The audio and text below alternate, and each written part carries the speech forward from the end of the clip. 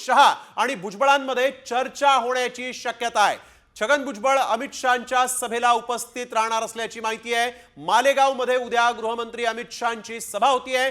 गृहमंत्री अमित शहा उद्या मालेगावच्या दौऱ्यावर आहेत आणि याच सभेत छगन भुजबळ देखील उपस्थित राहणार असल्याचं कळतंय। छगन भुजबळ मालेगावातील अमित शहांच्या सभेला उपस्थित राहणार असल्याची माहिती समोर आलेली आहे। छगन भुजबळ भाजपच्या वाटेवर आहेत का अशी शक्यता यामुळे आता उपस्थित झालेली आहे। अभिजित सोनावणे आमचे प्रतिनिधी आपल्या सोबत फोन लाईन वरून जोडले गेलेत। अभिजित, काय अधिकची माहिती? छगन भुजबळ भाजपच्या वाटेवर असल्याची शक्यता आहे। खरं आहे, छगन भुजबळ आज येवल्याच्या दौऱ्यावर आहेत।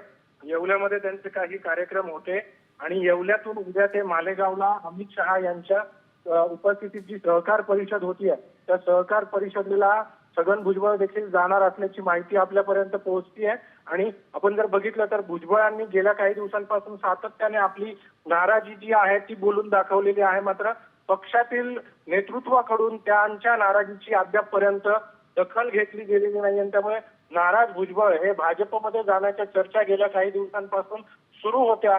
भुजबळांना जर भाजपमध्ये जायचं असेल तर त्यांना थेट अमित शहा यांच्याशी चर्चा करावी लागेल आणि त्यामुळे उद्या अमित शहा मालेगावला येत असल्यामुळे छगन भुजबळ देखील मालेगावला सहकार परिषदेला जात आहेत आणि त्या ठिकाणी कदाचित अमित शहा आणि छगन भुजबळ यांच्यामध्ये भाजपमधल्या प्रवेशासंदर्भात काही चर्चा देखील होण्याची शक्यता नाकारता येत नाही। बिलकुल, धन्यवाद अभिजित आपण दिलेल्या सविस्तर माहितीसाठी।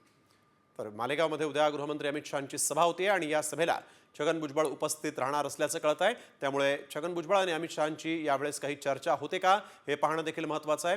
राष्ट्रवादी अजित पवारांच्या पक्षामध्ये छगन भुजबळ नाराज आहेत। मंत्रिपदावरून त्यांना डावलण्यात आलं होतं आणि त्यामुळे नाराज छगन भुजबळ भाजपच्या वाटेवर असल्याची चर्चा देखील सुरू होती आणि आता अमित शहांच्या सभेला उपस्थित राहून ते अमित शहांसोबत काही चर्चा करतात का हे पाहणं महत्त्वाचं ठरणार आहे।